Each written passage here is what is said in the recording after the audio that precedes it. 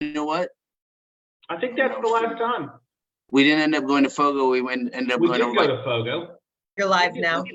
Okay. Then, but by the way, it wasn't Fogo. We went to Crown and Anchor. Okay. All right.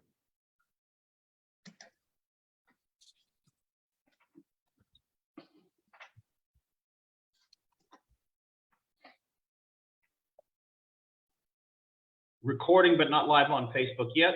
We're live. Oh, is it start time? Yes. Okay. All right, folks. My name is Jamie Spencer. I am legal counsel for Texas NORML. We are having what I hope is one of our popular Ask a Lawyer nights. However it is that you are consuming this content now on the internet, whether it's through Facebook or some other means, or if you're watching it on YouTube later, if you're able to now, please drop questions in the chat for us. We're going to start off with some questions that have been leftover questions from prior nights and things that get covered on a regular basis. But we really, really want to encourage folks to ask whatever sorts of questions that they have in the chat, and we're going to try to get to them all tonight. Obviously, Texas NORML is the National Organization for the Reform of Marijuana Laws. Texas needs a chapter more than a lot of states because we're still a little bit behind. We've made some progress in the legislature, but our goal is to legalize marijuana possession and the responsible use of such by adults in Texas. And tonight, I am very pleased to be joined by my Astros shirt wearing lawyer friend, Mykal Fox, Michael Jarrett Fox. I say his middle name just so I can point out that his name is actually Michael J. Fox. We're going to be taking your questions. We're going to be talking about any sorts of issues that you have in terms of marijuana laws, specifically with Texas. We're going to be actually talking some federal things as well and what's going on there. At the end of tonight's presentation, Jax is going to speak about some election updates. She is our executive director here at Texas NORML. Let me just go ahead and start it off by asking, well, actually, let me introduce Mykal a little bit better. Mykal's been practicing for, I should know how long, because I remember when he was, I believe, an intern before he was a lawyer, so I've known him for that long. One of the reasons I've known him that long is that he has quite a NORML and Texas NORML heritage. His uncle is Bruce Fox, who was very involved with Texas NORML in the 90s and the 2000s before I started getting so much involved, and all of us are friends. Also, one of the ways that lawyers kind of bond together is by going to full-blown jury trials together. Jury trials don't necessarily happen that often, but Mykal and I have tried cases together. I don't know if I'd mentioned this, I certainly should. He is a board member of Texas NORML. Yeah, so Mykal, thank you very much for being here tonight. Thanks, Jamie. 11, maybe 12 years in practice. And yes, I do remember one of my first jury trials was with you. And yes, Jamie got a not guilty on a DWI, I recall. In Williamson County, I just have to throw that in there. Yeah, no, thank you for the lessons. They've lasted. Always chasing the not guilties. And yeah, Jamie said it. Learned the ways from Uncle Bruce, watching him speak on the Capitol steps when before I could legally drive. But happy to be here. Thank you for such a gracious introduction. And yes, I am wearing my Astros gear. I sadly watched us lose game 1 in Houston. Big fan. Try to make it to at least a game of series. And so I'm not gonna lie, the game is on in this room somewhere. But I am fully paying attention. Go Stros. Fantastic. So I am so pleased that I'm not even going to start with our leftover questions from before, although we will get to them if it slows down, because we already have a question in the webinar chat, and I appreciate that. The question is from Tina Marie Walker. Here's my question. I'm on the TCUP program, Texas Compassionate Use Program, for folks that are not familiar with the acronym. If I have the gummy with me in my purse and we get pulled over, can they arrest me for having it since it's not really legal here? The container has my name on it along with the doctor. Thank you. So, Tina, thank you for the question. If at any point you want to sort of add clarifying questions, please do that, because I have some questions about your question.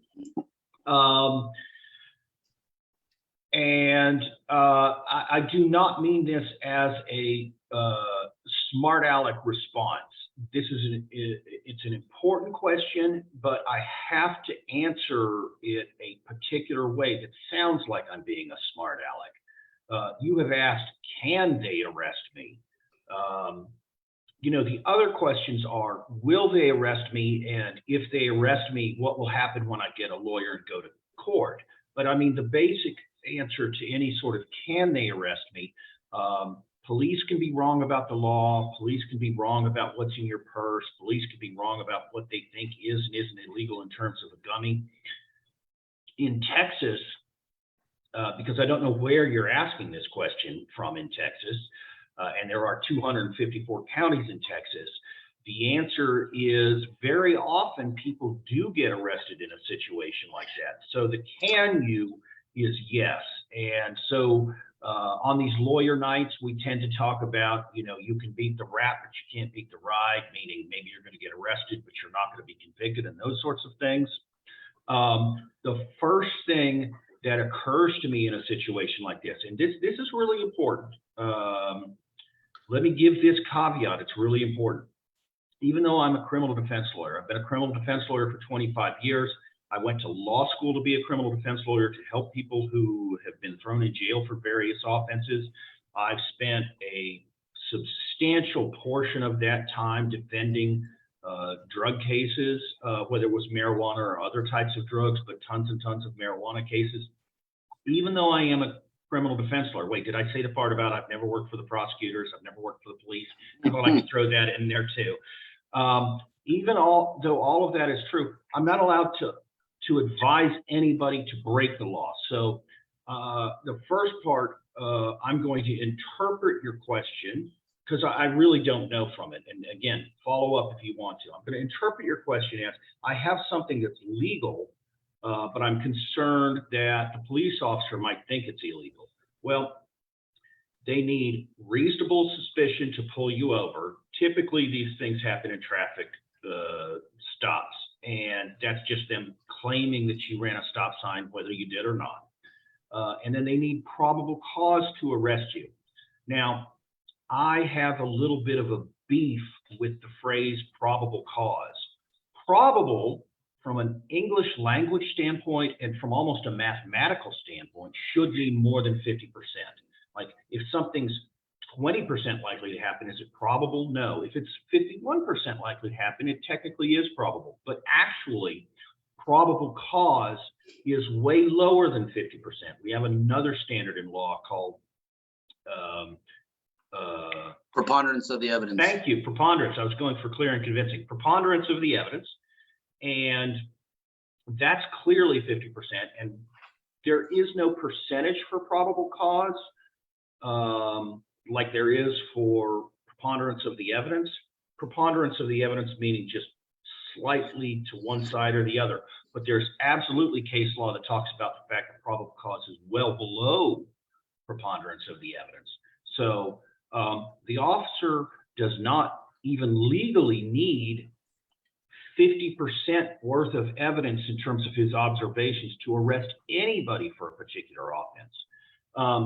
The second thing that I would throw out before I'm going to pass it on to Mykal is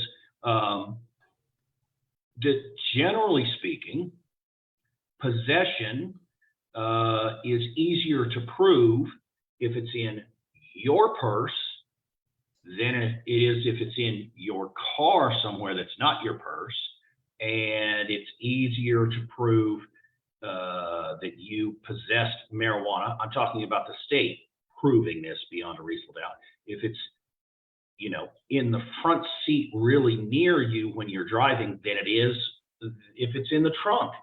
So I'm sure you're going to be taking this advice based on the legal substances that you are allowed to possess, but the trunk is your friend. I've said that I'm old enough that I can say I've said that for decades now. The trunk is your friend. You should be very wary, even in scenarios where you know you're in the right. I don't mean morally right. Of course, you're morally right to take your medicine and to live your life the way that you want to. I mean, when you're legally right, it could still be a good idea if you have THC products that are legal in Texas, either through Teacup or because they're not Delta 9 or other issues.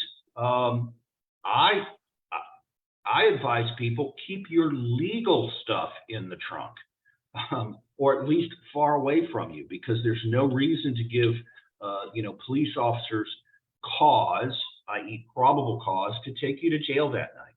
Michael, what are your thoughts? I like the general, the issue is, and I mean no offense by this, Tina, but the question in and of itself doesn't, and I think that's why Jamie was making an assumption, doesn't get to, I guess, the part that I don't know what you're asking, I guess, where it says we get pulled over, they can arrest me since it's not really legal here. Well, if you're in the Teacup program and you have whatever the item is in a prescription bottle from a doctor and all that's legal, then then you're less likely to be stopped. I mean, like Jamie said, sure.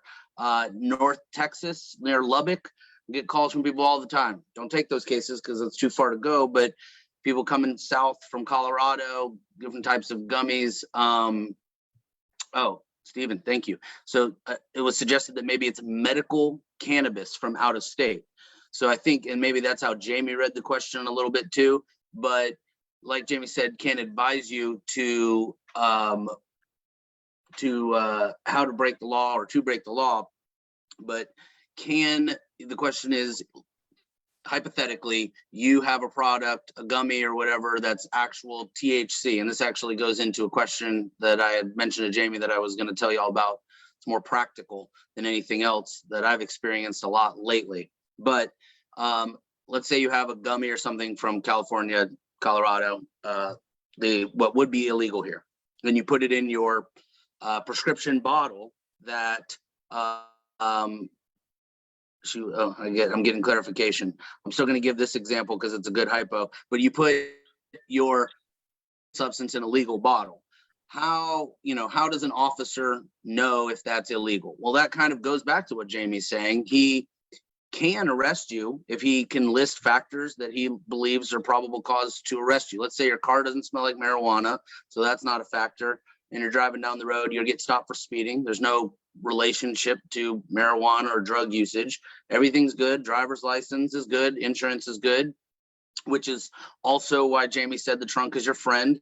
I've talked about this before. Love this case. I've won many a case with this case, but the Arizona v. Gant case, which is law here in Texas too, which is if there's no reason to search your car, meaning there's not going to be evidence of what the offense is for, driving license issues, insurance, anything related to why would there be evidence in your car to search for if it's a driver's license or insurance related or a traffic citation that you're arrested for?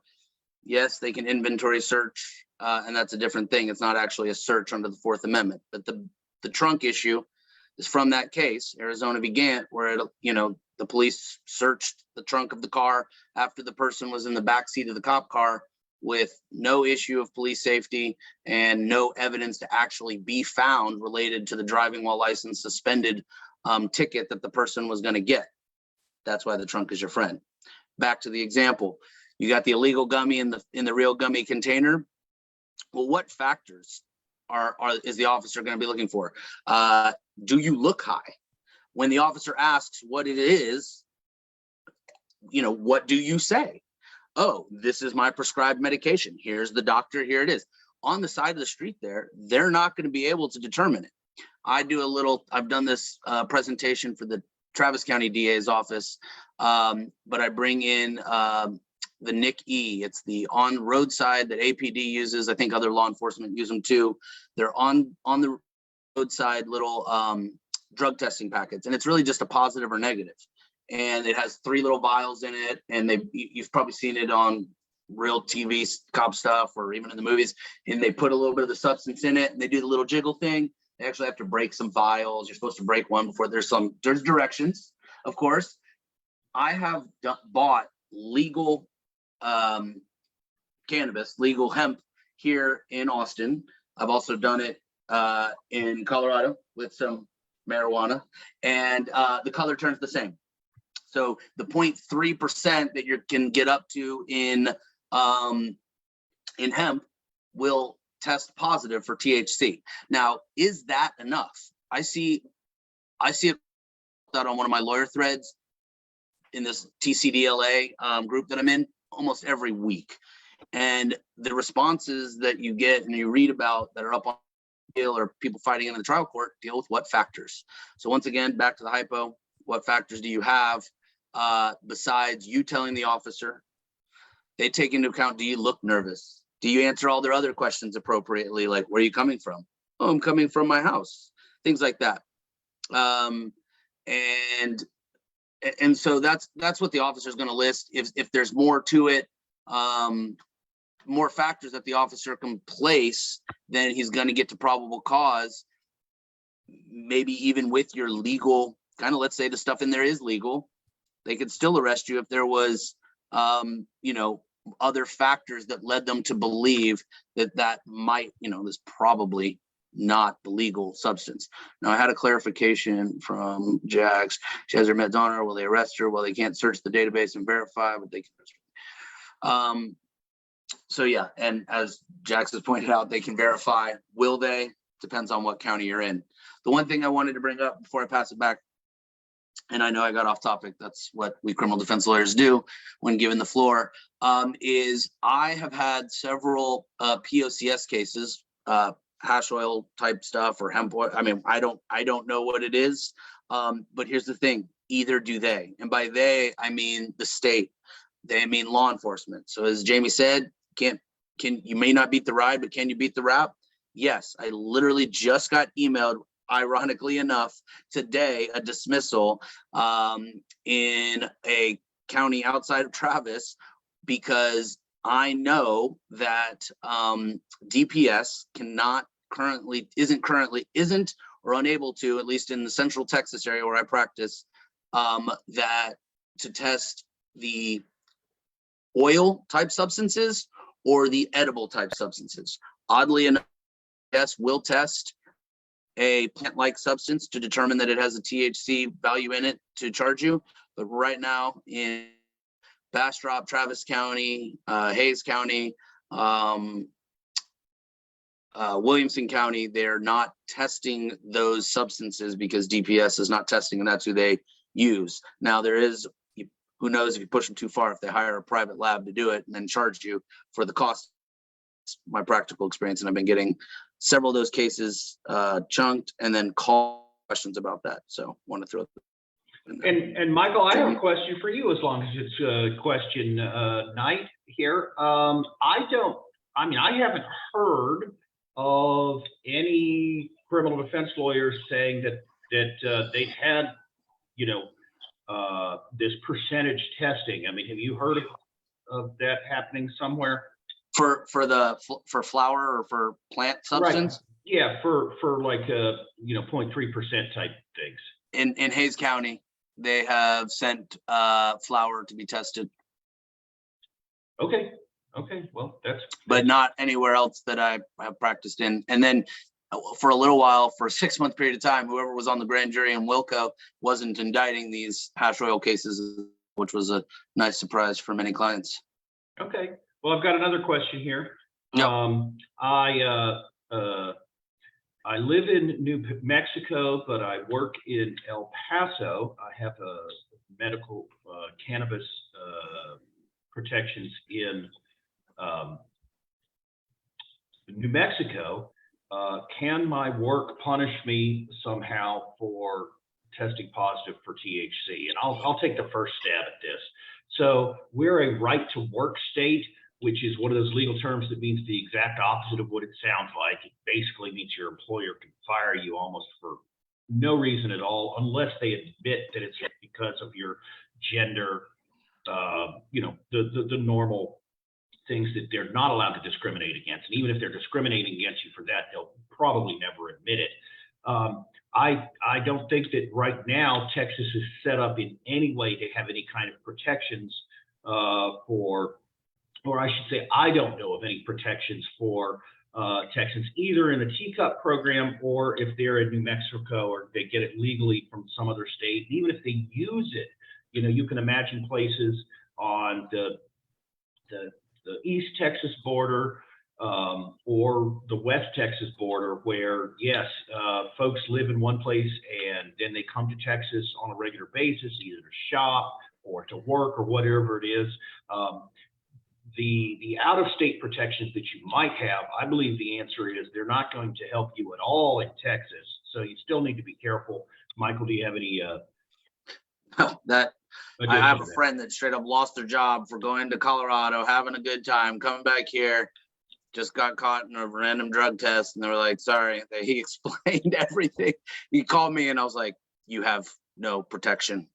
Hope it was fun. He didn't expect it, and that's just, at will state. There's nothing you can do. That actually, I know we have more questions. This one was one quick on my thing that I've been getting a lot of questions in my practice lately, calls. So I just wanted to take a quick second to mention it. 2 days ago, I got a call, a guy on parole talking about wanting to take edibles. The place across the street from my office sells, and I'm sure everybody here knows, it sells D8 and D9, harvested from the hemp plant, yada, yada, yada, if you will. But the question is, the real question is, can the state or can anybody prove otherwise that it wasn't? And so there's two parts. No, that's why it's being sold there, in the sense that they can say it's derived from the hemp plant, whether it is or not, because who's going to say otherwise? Who's going to prove otherwise at this point? And then the parole guy, the probation woman who's called all these folks, is no, you can't use it.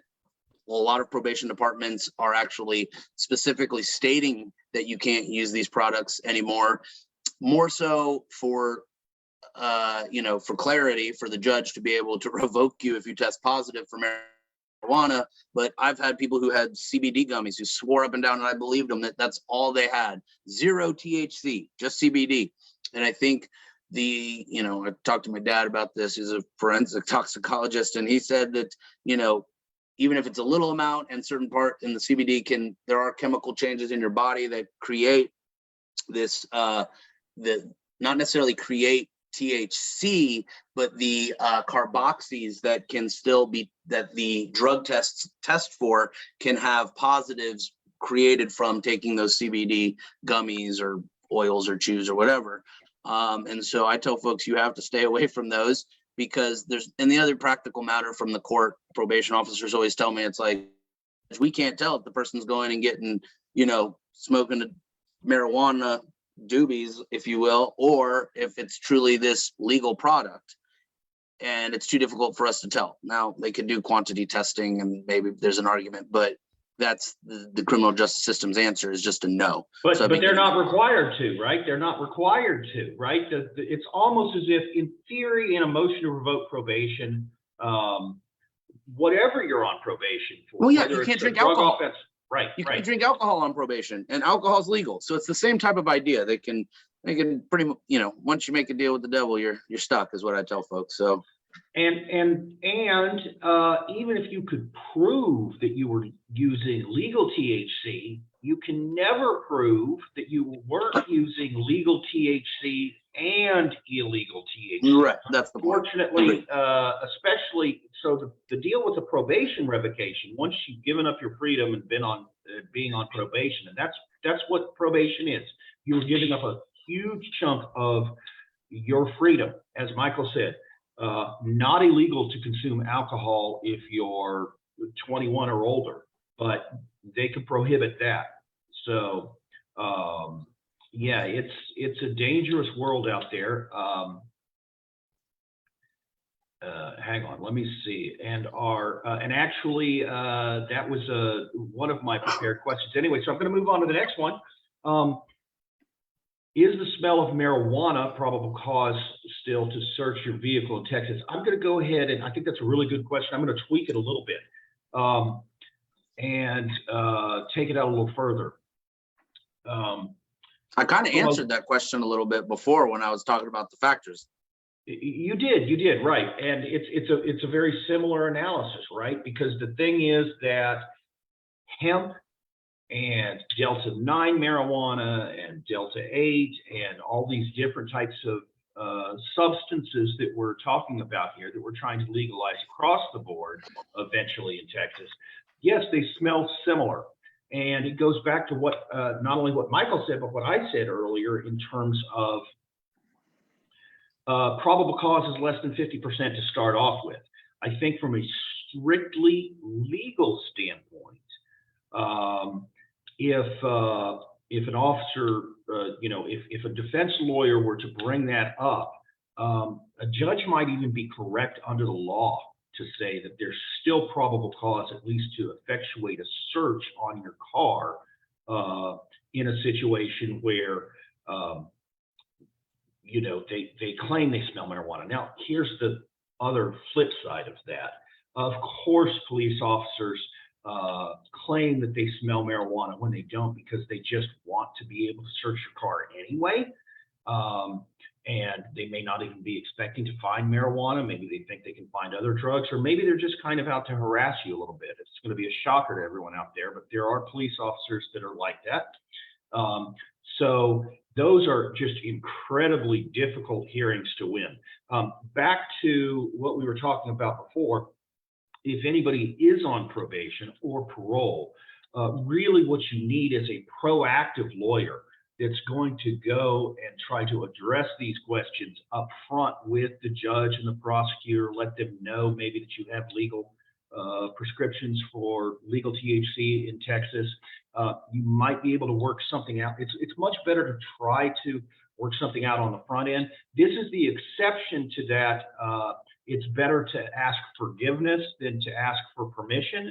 I'm going to flip that general rule on its head when it comes to I'm going on probation for something, whether it's a drug offense or something else. I think those sorts of things need to be addressed up front in the plea bargain, so at least my client can understand what they really are and aren't allowed to do. I do know that Jax is going to do an election update soon. We're going with a little bit shorter meetings nowadays.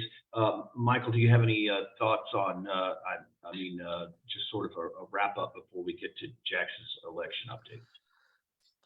No, I think not much to add there. I will say there's situations. There's the one that all your friends have experienced where they're driving down the road, the car smells like marijuana. There's marijuana in the car.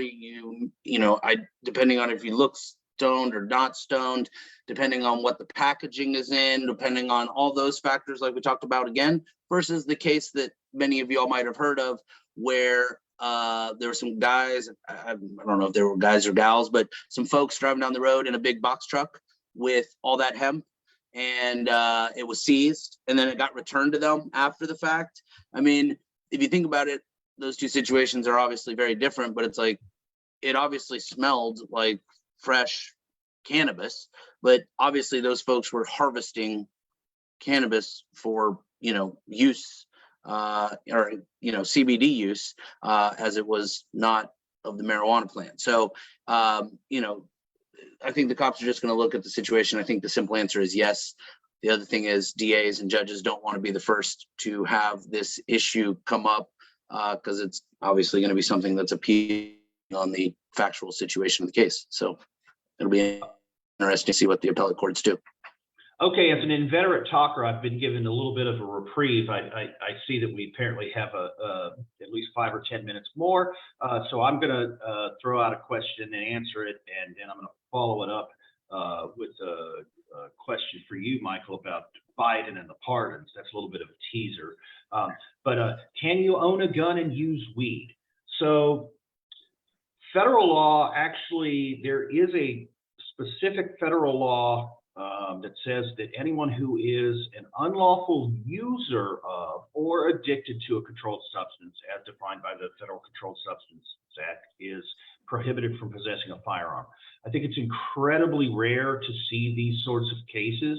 There have been some. It is incredibly rare, but in terms of marijuana, THC, we're not really talking about people who are addicted, but we're talking about the first part of that phrase, that is anyone who is an unlawful user of marijuana. And it's going to tie into the question that I throw out to Michael.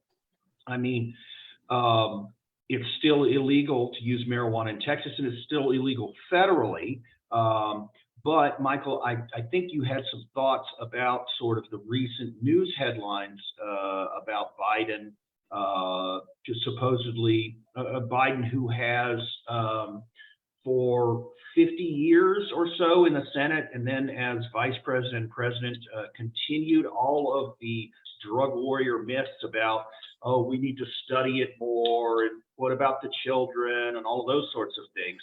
So President Biden got some headlines recently for pardoning all felony federal marijuana convictions. Michael, do you have some thoughts about what the reality of that situation is?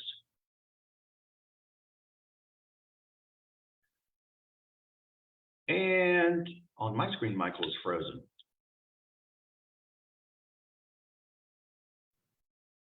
He's frozen for me too. Okay. Well, I hope he comes back. He was a little more prepared for this. He had, when we prepped for this. Okay, Michael, you're back. Let me throw it back to you. We didn't hear anything you said. Sorry. Can you hear me now? Perfect. Go for it. Okay. Sorry. Let me know if I drop off for whatever reason.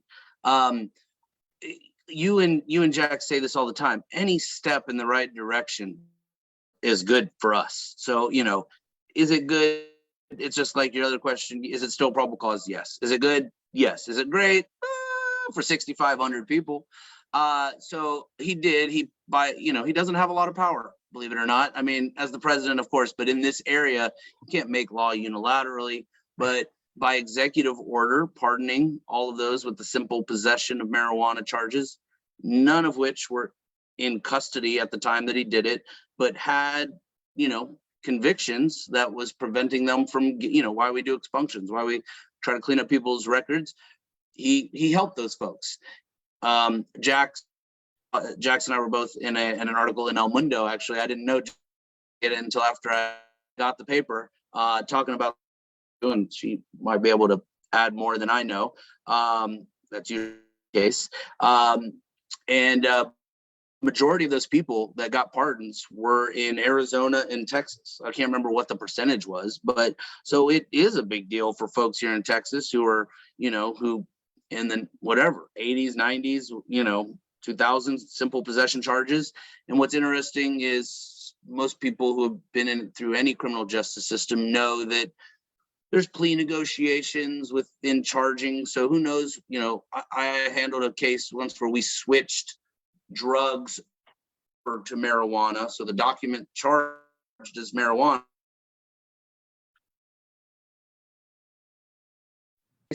but it was interesting to me. So all those 6,500, maybe 6,700 in that range of people had the pardon. So, but it doesn't change anything day to day for here. Jax, please add something in here in Texas or federally for that matter, but I do think it's a move in the right direction.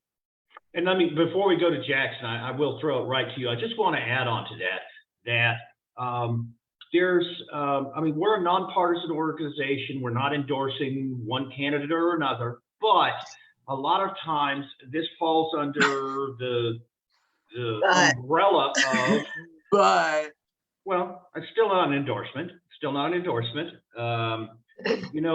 Politicians sometimes like to make really small incremental progress, but pretend that it's a grand gesture. I do not know if it would not surprise me if there were more than 1 million people with marijuana convictions alive right now. I honestly don't know what the numbers are on that, but it's really Easily.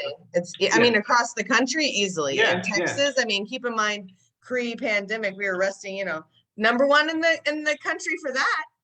Yeah, I mean, it's got to be millions, right? Millions of people. And so one of my concerns about it is that people will read this sort of thing in the newspaper and think, well, okay, well, that solves the problem, because they're not thinking about federal versus state. They're not thinking about the fact. Part of what, you know, Biden did is he said, okay, governors, you guys need to get your stuff in order too. And what's been great is that, like, Governor Abbott on the campaign trail is like, oh yeah, I decriminalized. Hold up. No, you didn't. You worked on it with us. You agreed with penalty reduction, but your lieutenant governor stopped that, right? So it's something that, like, he's been saying he's supportive of, but then as soon as Biden said something, he was like, but not like that. No. But he had a point that there is a way to request a pardon, go through that process, and I'll consider it. So, I mean, take that with a huge grain of salt. What I think is more interesting and will be more telling is ultimately what happens with the or descheduling of cannabis. I mean, I feel like everybody was really excited about the pardons. Exciting. I mean, totally exciting, but it glossed over that, you know, granted, it's going to be federal research committee. It's going to move at a snail's pace. I'm sure legislative action will be quicker than this, you know, review potentially, but it's important. It's really important. All right. Well, Jax, are you ready for the election update, or should I continue? Well, I did want to kind of give an election update and then bring you guys back on for like 1 second to talk about the propositions that are happening in the state. So I'm going to just unspotlight y'all for just 1 minute and then bring you back. But thank you, Jamie, for letting me talk real quick about our 2022 general election Texas marijuana policy voter guide that we have put out. You know, here in Texas, we don't have citizen initiated propositions that you can put on the ballot where you can collect signatures. So our elected officials at the state and federal level are fully responsible for upholding or reforming our current marijuana laws. So the elections that are coming up offer this opportunity for voters to decide on who will represent them when these decisions are made. So you can see there is a link in the description of this video where you can check out the voter guide and see how some of the candidates fell on the issue. We also put a link there so that you can find your polling locations. Currently, early voting is going on all the way through November 4th. So you got 2 more days, guys. Or you can wait in line on election day, and I really hope you do, on November 5th. Or I'm sorry, November 8th. Don't get me telling tales. Now, after I talk about this is when I want to bring Jamie and Mykal back. So, you know, here in Austin in May, we overwhelmingly passed this local ballot measure, Prop A. And people were like, how can you do that? Because as I just mentioned, the only way to change marijuana laws is through the legislature. They meet every 2 years for 140 days. But the thing is that localities have some discretion, right?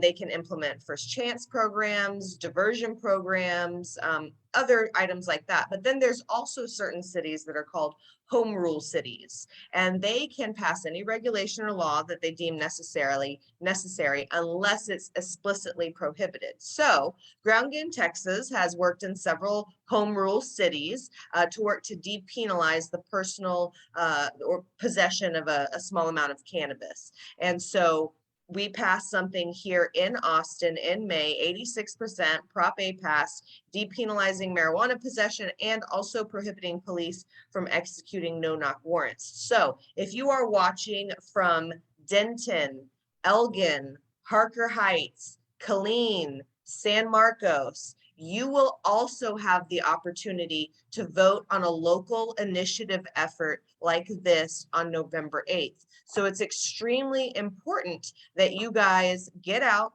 the vote and show that not only does polling show, not only does the hundreds of people that we get up at the legislature lobbying and the thousands of emails and calls that we help stimulate show that this is supported, but now also cities are passing this because they want to mitigate the harm, not only for their citizens, but for their budgets and to reprioritize law enforcement time on, I don't know, maybe violent crimes with victims. So what I did want to bring Mykal and Jamie back on to talk about real quick is my question that I'm hearing from a lot of people is it's like, oh, I can't possibly be arrested in Austin anymore if I have cannabis on me. So is that true? Well, I'll take a stab at it, and I'll start with where we were at the first question. Can is always a yes, but is it likely? I mean, I think the answer is it's extraordinarily unlikely. For just a little bit of context, and this is my way of making Mykal actually answer the question. I have been a private criminal defense lawyer for 25 years, but I'm currently working for legal aid, and I'm not taking those sorts of cases. So I'm a little bit less familiar with it, but Mykal, I mean, that only started in July of this year. I mean, possession of marijuana arrests in Austin, there's a list. Are there arrests of all the arrests daily? I don't get it, but I mean, you tell me, what's been your experience out there? I don't see people getting arrested for marijuana. I haven't had a call for possession of marijuana in Travis, and it's the city ballot, right? Because of how it would work. And I have another related answer. And actually, I'm going to need y'all's, maybe Jamie's older brain for this. No, I haven't seen a marijuana case, and the only time I was seen a marijuana case is if it's a good amount, a copious amount, if you will, And like what? Because I was and that's not personal possession, right? Right, and that's not personal possession. I know. Well, I'm just saying marijuana. I mean, the last case, they'll still arrest for the POCS, a bunch of carts and stuff like that. They'll still make the arrest. The question is, that's my question, Mykal. Let me jump in on that. What is the THC other than marijuana? And for the folks out there, marijuana in Texas is defined as just the flower, the FLOWER, the flower. And then if you change that, if you grind it up and add it to something, brownies or some sort of liquid or whatever that you're vaping, I mean, there was a come on, Jamie. Everybody watching here knows that already. I mean, I think there was a huge drop off in vape cases starting in 2020, maybe even before, because we did that local resolution, right? That was 2020, right? No, it's even before that. I mean, here's the deal: if you have one, if you have two, if you have a couple, they're once again just local. Other counties are picking these up and prosecuting them, but local, if you just have a couple and they're personal, or they find them in your middle console. And here's the deal: that's partially because the DA as well, who would prosecute these, has basically, we're not going to prosecute anything under a gram of pretty much anything. So and a lot of it has to do with officer, have the officers have the option to do it. I would say the cases that I have, because I do have some of these, it's usually when the person has a roll of dollar bills and doesn't keep their mouth shut. That's pretty much it. Anything other than that, or a gun, any one of those additional factors. Or in connection with like a violent act or something like that, right? Even Mykal, do you have any of those? I mean, that's the thing. We don't see those. Yes, that is an exception in the law that says unless you're doing something terrible. But I mean, I haven't heard of any cases where, I mean, it's just real life, right? People don't do terrible things when they're smoking marijuana. No, I know, and that was my response to Jax. But I have multiple POCS cases that the DA says I'm handling on a case-by-case basis because they have one of those factors. But otherwise, I haven't seen a marijuana arrest. I still would say in a bigger case, only as to keep things clean. Of course, it'll get chunked by the county attorney's office. They will add that in there, a little bit of, to add on a case at first to hold the person, but ultimately, like, hey, we smelled the marijuana Madison, and then we found a kilo of cocaine and a gun or whatever, the police might arrest you for possession of marijuana, POCS, and whatever, just as And an extra. also, FU. APD might not arrest you, right? So like this is Austin is telling their police department, don't do this, but Right. that doesn't mean if a DPS agent or a Oh, sheriff DPS for sure will pulls you still over. arrest. So you can be in Austin city limits, and if the wrong type of officer pulls you over, you can still be in trouble. So I just want to have a little bit of clarity. These are important measures. People should absolutely vote yes for them, but I also want people to be very clear, right, on what they're getting into. You can relax more. You have applied political pressure. You are helping us out leading up to the legislative session, but we did not solve all the problems, right? No. And so we still have work to do. So I appreciate you guys for kind of opining with me on that for the last segment as we wrap up here for our November meeting. Thanks for having me. Absolutely. Thanks for hosting, Jamie. Thanks for having me as the host. It's always super fun. And I don't know which one of us is saying goodnight. Is it me or is it you, Jax? Let's all do, oh wait, one last thing. Let's say goodbye after this. So I want to let everybody know, for a bajillion years, we have been on the first Wednesday of every month at 8 p.m. And we are going to be moving our monthly virtual meeting starting in January of 2023. We will still be on the first Wednesday of the month, but we're going to be an hour earlier. We're going to start at 7 p.m. instead of 8 p.m. And we're doing this for a variety of reasons, but just so that we can also have a wider dearth of people available to talk with us. You know, since we've gone virtual, we're able to have people from all different time zones come and be experts and chat with us, and people from all across the state. And by having it a little bit earlier, it will make us be able to have even better guests for you guys. So on that note, let's say bye, Jamie and Michael, and all of the Texas NORML people watching today. Thank you so much for joining us, guys. Go Stros.